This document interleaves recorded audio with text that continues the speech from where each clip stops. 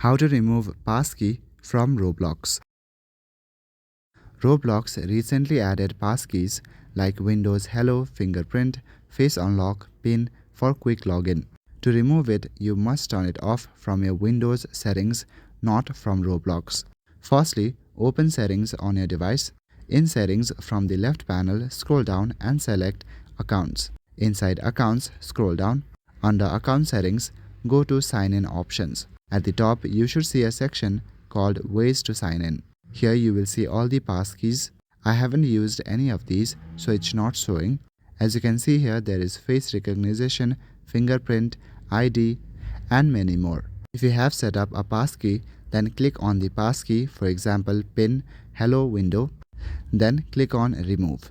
After that, confirm with your Microsoft account password. Once confirmed, your passkey will be removed. If it was a physical security key, USB, then you will need to click on Security Key, choose Manage, and then select Reset, and then you can remove the key. That's all for today. Thank you.